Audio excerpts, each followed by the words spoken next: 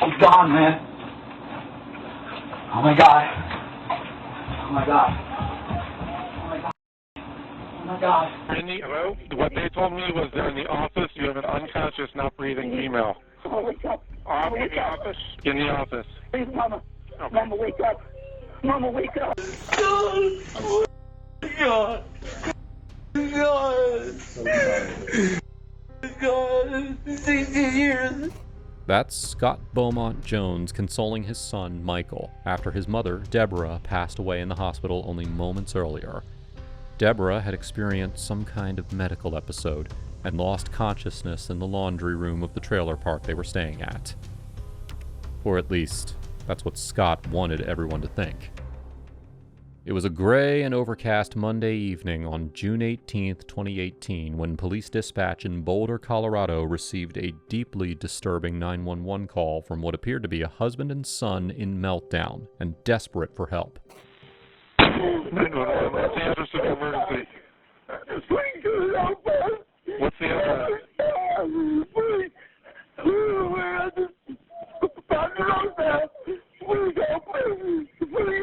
Alright, hold on. I'm trying to understand you. Okay. Please help me. Please help me. I'm going to help you. Take a deep breath. I can't help you if I don't know the address. What's the address? The caller was 11-year-old Michael Jones, and that was 47-year-old Scott Beaumont Jones in the background. They were both almost inconsolable during the 911 call, and the situation sounded about as desperate as it could get. What's going on there? He's not breathing. Okay. Are you in the Ponderosa? We're in the office. We're in the office. Okay. We're in the office. She was doing laundry. She grabbed his throat. She's trying to do this funny breathing stuff. And Okay. Are you in the city of Boulder? Yes, sir. Please come and help me. Please, Okay. please help me. Okay, stay on the line with me. I'm going to get you some help. The incident had happened in the laundry room of the Ponderosa Mobile Home Park, after the victim and wife of Scott, 44-year-old Deborah DePinto, allegedly experienced a medical issue, passed out, and was unresponsive on the floor of the laundry room.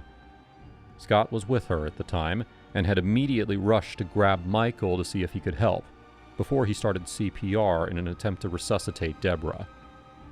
Deputy Mike Terry arrived on the scene first and found Deborah was still unresponsive and in serious trouble. Link 3 property damage.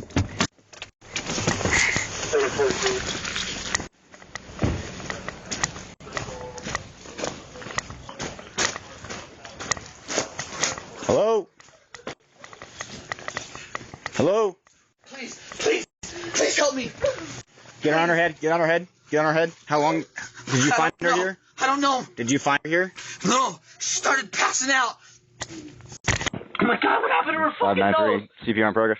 By the time the medical team arrived, Deborah was still unresponsive, so she was taken to the Foothills Hospital, where doctors and nurses would continue to try and revive her.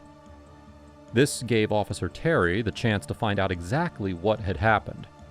But getting any sense out of Scott wasn't going to be easy. Take a deep breath in for me for just a little bit, okay? I want you to be... I cannot lose. She's my whole life. She's my whole life. She needs you to be... She can hear you right now, okay? So she needs you to be strong for her, all right? So take a deep breath, okay?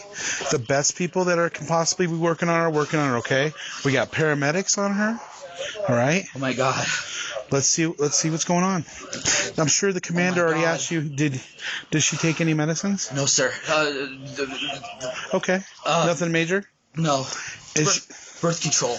This is not to be. Does she take any opiates or heroin? I don't know. You don't know? Is there a possibility? Has she ever used them? She said that she did meth back in the day. I don't know. But any needles, like any heroin, oxys? Oh my God. No opiates? I don't think so. Okay. Well, the reason is they have things that can counteract that if that's a possibility. Okay. Is that a possibility? It's not going to get her in trouble, okay? I don't know. Always hear about it. Smokes that damn pipe where they heat up the end and they stick it in that stuff. Okay. Well, a bunch of them get smoked that way. Could it be heroin though? I don't think so. I don't know. I mean, Okay. it's like this orange stuff. Hey, medical people, she is known to smoke something, maybe unknown if heroin or methamphetamine, but she is known to smoke something out of a pipe. It's usually orange. Okay. Scott and Michael were also taken to the hospital, where their day would only get even more tragic. Okay, I'm gonna be outside the No door. one knows what happened. Well, we're gonna work on getting the answers. Okay, that can take a little bit, but I promise you're gonna be the She's first to everything. know. She's my everything. Oh, I understand. I can't live without her. Well, I don't know how to make it without her. Scott and Deborah had met at an event while celebrating New Year's Eve in 1998, and romance soon blossomed. They were married early into their relationship, and they started a family of their own when their daughter Sadie was born, with Michael following only 2 years later. It sounds like the recipe for the perfect relationship. But underneath the surface, the family was not a happy one. And as the years progressed, the relationship between Deborah and Scott had completely broken down. Their living arrangements hadn't helped the situation, as they had been living out of their trailer for several years, with the only escape, or chance of any real privacy, being the family car. These living conditions had added to the already tense atmosphere inside the tiny home. Had the stress of these living conditions, and the arguments that followed them, both contributed to Deborah's ill health and eventual death? Scott had also mentioned to Officer Terry that Deborah had been smoking some kind of pipe that may or may not have contained illegal narcotics, although Scott couldn't be certain what those narcotics could have been at the time. The one person who could answer all the investigation's questions was Deborah herself. But despite the best efforts of the medical team, she didn't survive her ordeal, and was pronounced dead shortly after she arrived at the hospital.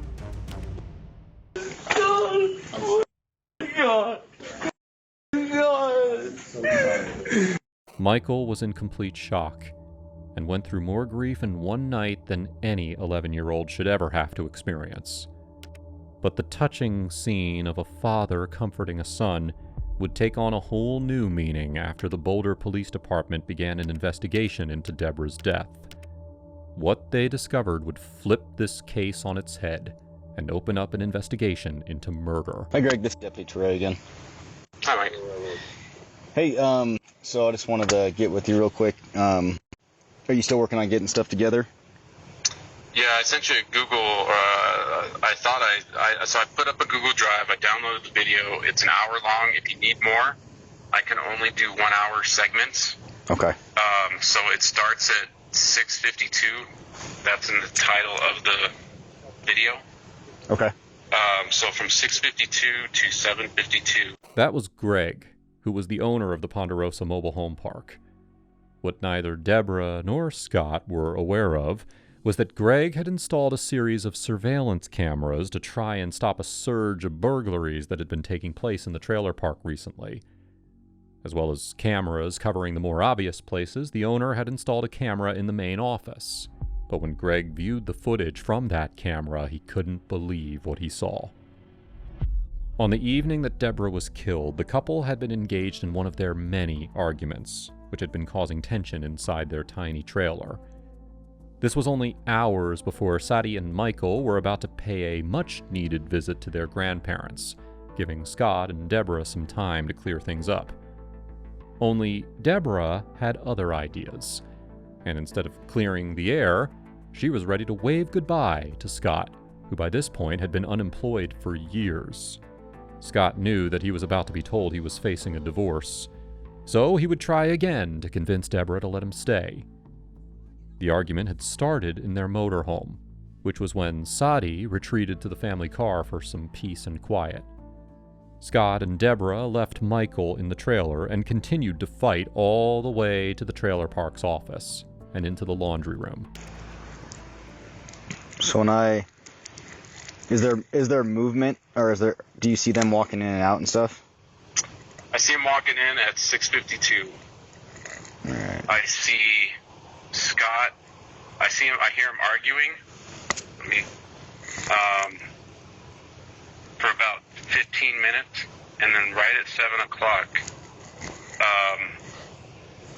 you hear like some screaming, and it just sounds like something bad is happening to her.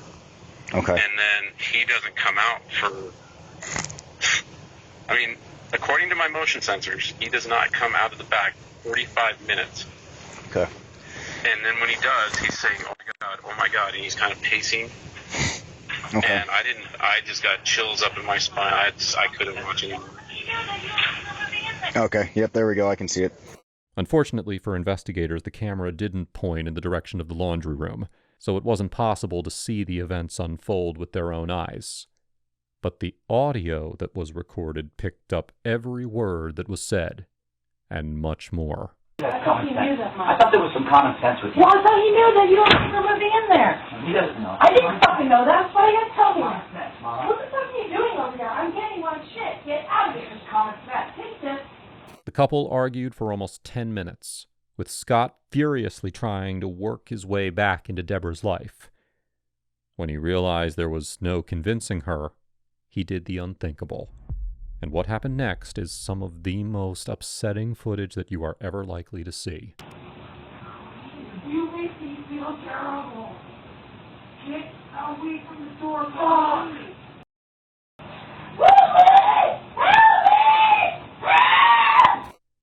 After Deborah stopped showing signs of life, Scott sat silently by her body for over 45 minutes and did nothing. He just sat there, waiting. Oh my God.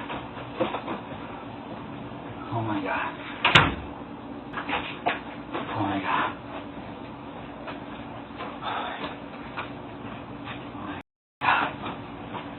Oh my God. Oh my God.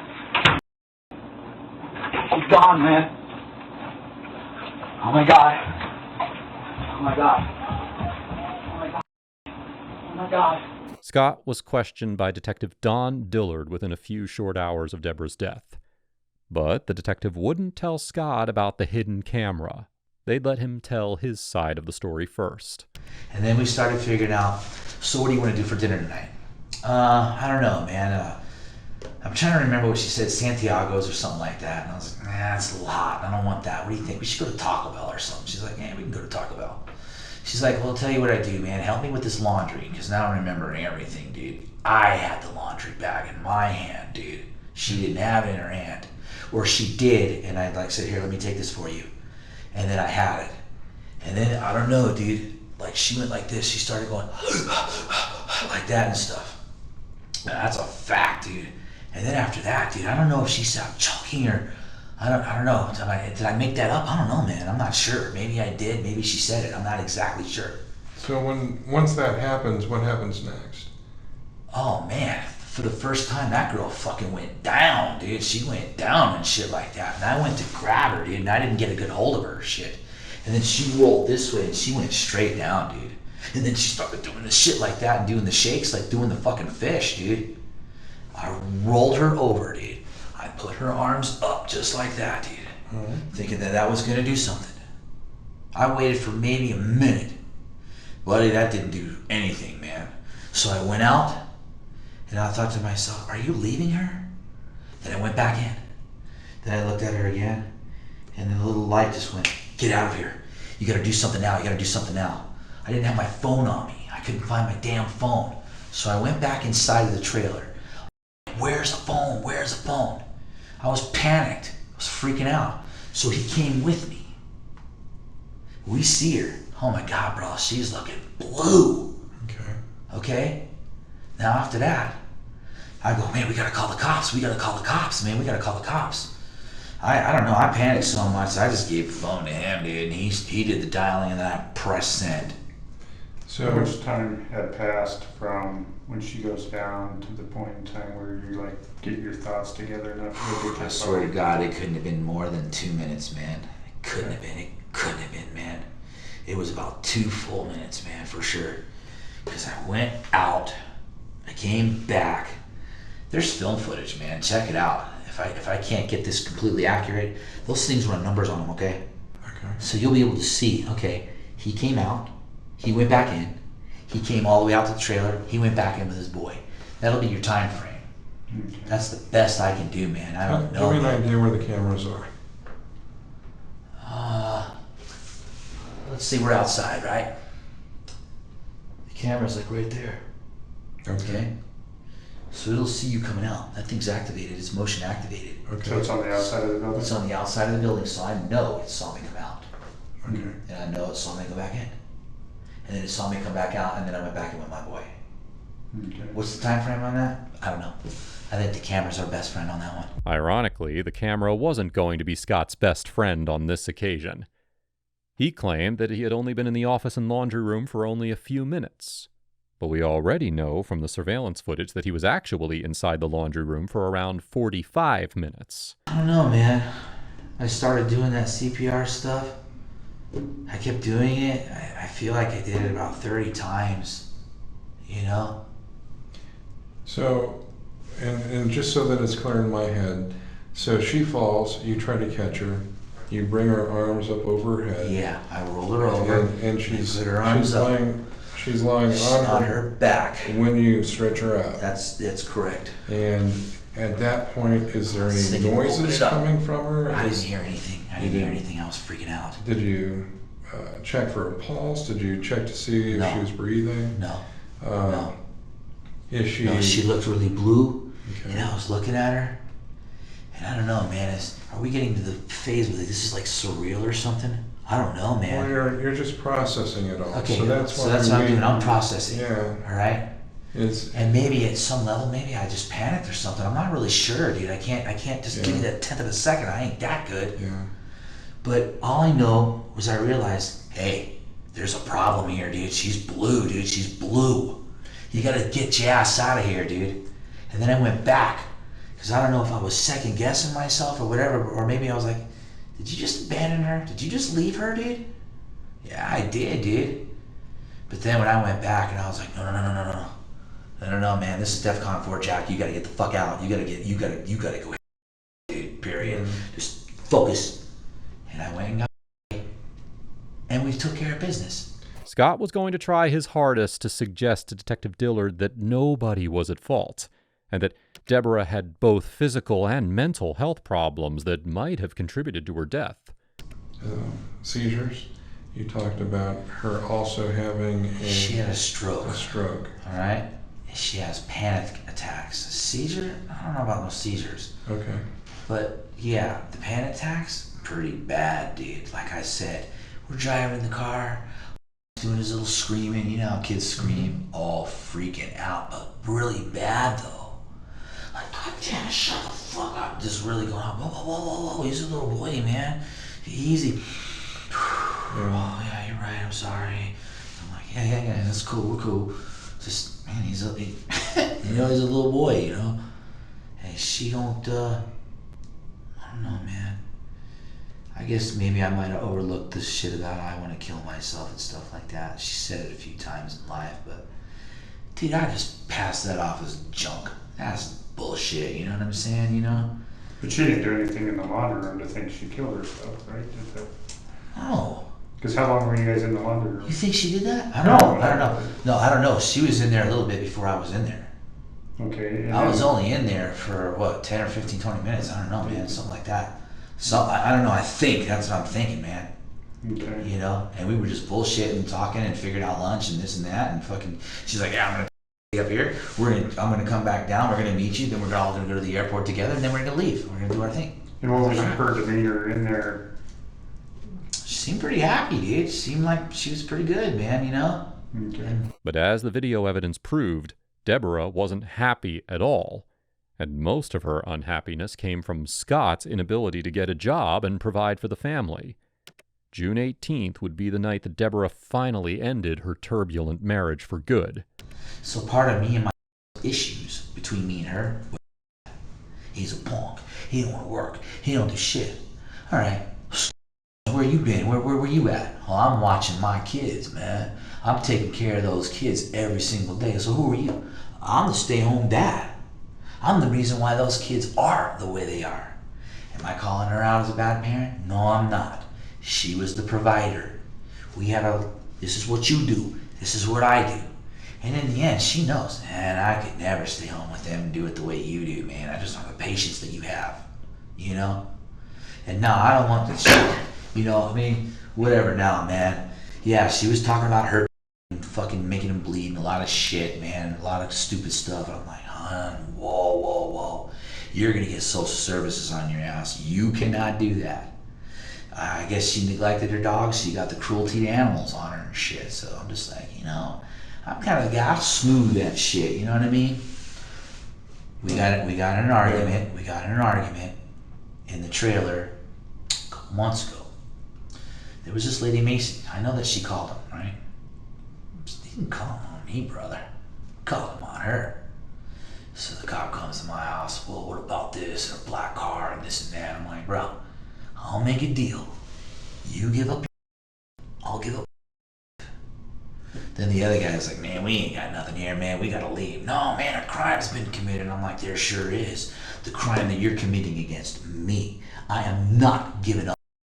Dude, do you understand that? So you're starting to get a picture here, ain't you? I'll protect that girl no matter what, dude. You hear what I'm saying? Mm-hmm. She can do whatever she wants, and I'm gonna protect that girl. You hear me? Mm-hmm. That's what's up. Ain't giving up my. Well, cause she got a little loud. Tell you the truth, I lied to that cop. You know what I told him? I said, you know, my TV was too loud. It was my TV. It was my TV. So I protected her. You know? The more the interview progressed, the more Scott elaborated on what happened in that laundry room. And once again, his version of events don't seem to match up with what could be heard on the surveillance footage. By the way, if you're finding the video interesting so far, do us a favor. Hit like and hit subscribe and help us get to 1 million subscribers. Now, let's dive back in. Anything like that happen in the laundry room? Any arguments, disagreements? Nah, we were cool, bro. We were cool. We had our shit straight. Any discussions about your relationship, how things are going? No. Not in the laundry room. We talked about the trailer and stuff. She's like, hey, good news. What? I'm going to get some counseling and stuff. Good. Man, I'm seeing my way clear, man. I think things are going to work out for us. And I was like, well, I really appreciate that. Because I told you that they would. Yeah. I told you need to believe in me. You got to start trusting me. Yeah. She's like, I'm sorry, man. You know, I've been through a lot of shit, man. Just, you know, I got a text from her, man, or something, man. I don't trust anybody anymore. I don't know who to trust. And I get it, man. I understand. Yeah. But this shit that happened today, bro, wow. Yeah. Wow, dude. Nuts, dude. And I'm telling you, man, I don't know, man, what to do, man. I really don't know what to do here, man. I feel so lost, dude. Yeah. I don't know what to do here, man. I mean, I'm like, oh my God, should I give my kids up and just walk away? Because I don't know what to do. And you're thinking, why would you do that? And that's my man. Yeah, I get that. I don't feel like I want to live without her, okay? That's how I feel. I don't want to live without dude. This world sucks, dude. I hate this fucking world. Pretty brutal. That girl. Scott's world was about to get even worse, as Detective Dillard brought him back in for another round of questioning only 2 hours later.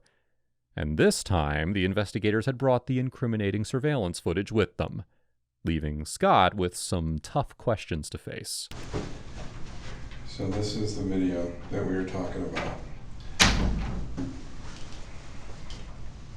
And so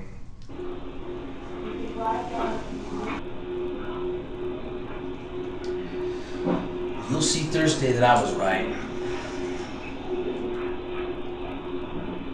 I hope so.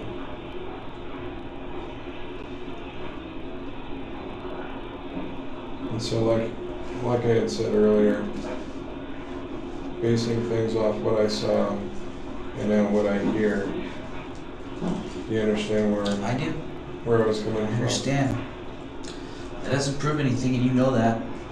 Well, Thursday proves. Thursday proves. It shows us that something happened in that room.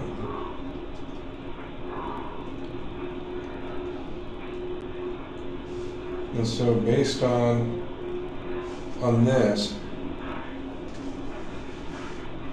we have to figure out what the heck to do.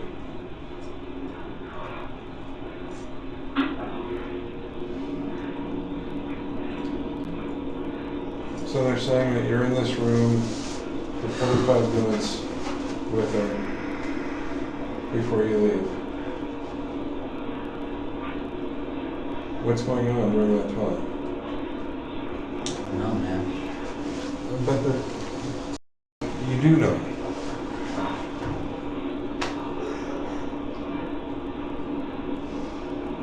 Help me go to your kids and explain to them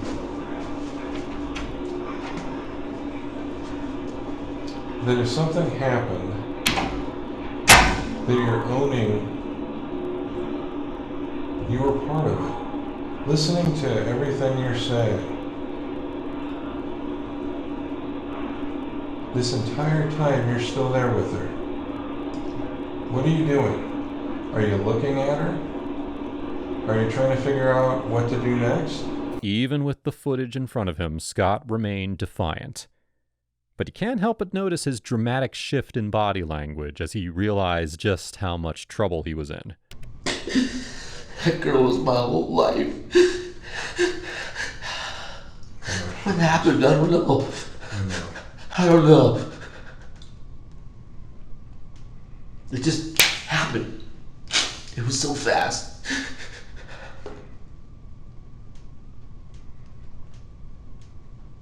You know, when they get me in that courtroom, they're gonna make me look like a piece of shit bastard, dude. They're gonna say these terrible fucking things, and you know that. What I know is that when reports are done, it's from start to finish. It's a story. So I'm a borderline psychotic? No. Is that what's wrong with me, man? Come on, you had a bad day. Come on, give yourself a break. Everyone screws up. This is a major screw up. I'm not going to play like this is something small. This is big. But you're not a bad guy. Let's get that straight too. They don't care. Well, you know what? I'm sitting across from you and I do care. And you don't have any power. Well, you know what? I'm the one that writes the report. And you sitting across from me and talking to me and telling me what happened means something to me. Doesn't mean anything in that courtroom. You know what? Who reads? What do anyone talk about? It's all about. And that judge, No, all they want to do is convict somebody. Yeah. You're in Boulder County. You know what they're gonna say? Hey man, you killed your fucking wife. Who the fuck are you? Who the fuck are you, man? Huh? Someone that lost it. That's who you are. You lost it. That's not acceptable. That's You know not what? acceptable to me. But it happened. Doesn't mean you're a bad guy. Hell, you've been there for your kids this entire time. Give yourself some credit. Yes, you messed let me up. hold my children before they take me. You promised. I will let you your let kids. me hold my children I will let your and kids kiss come them to and love yes. them. And I'm also going to let your kids know that you owned up to a mistake. I'm sorry. According to Scott, after years of arguing, he finally snapped and killed his wife. My job is not to judge you. Let's make sure that's clear. I'm taking you through the most screwed up thing you can go through. And at the end of the day, you're sitting there like a man and you're saying, I screwed up. I'm sorry. I'm so sorry. I know you are. I ain't sorry. I hate those motherfuckers. She's free. You know that? She's free, man. You know that? I do. I was merciful, man. She's free. And I don't care what anybody thinks of that. She doesn't have to suffer anymore. Yeah. She doesn't have to deal with it anymore. Yeah. And I wanted to get. He's the one I wanted. Really? He's the one that did all that to her when she was younger. He isn't paid. Those fucking bastards are gonna be looking at me like a piece of shit. And he's the fucking one that did this, man. He fucking did this. So, let me ask you a question. Where should the kids go? Where can they go? I'm all they have. This is a fucked up situation, man. Premeditate? Oh, I didn't think about shit. I'm a compulsive, man. I have a compulsive personality, man. I just react. There's no premeditate. I'm too fucking stupid to fucking do that, man.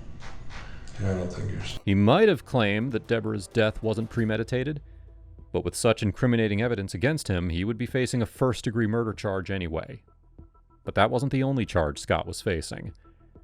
When Scott decided to take Michael with him to the laundry room, he subjected him to an ordeal that he didn't need to see. And because of this, Scott was also charged with abuse of a child, and he was looking at a lengthy stretch behind bars. The trial wrapped up by December 18, 2019, where Scott was found guilty of second-degree murder, as well as conviction for abuse of a child. With those convictions, Scott wasn't going anywhere for a long time, and he was sentenced to a total of 49 years in prison, meaning that he'll be a very old man by the time he's released. Or, as an alternative, he'll face the rest of his life staring at the four walls of a prison cell. Now, if you think this case was horrific, you need to check out my video on the dumb boyfriend who got tricked by a genius detective.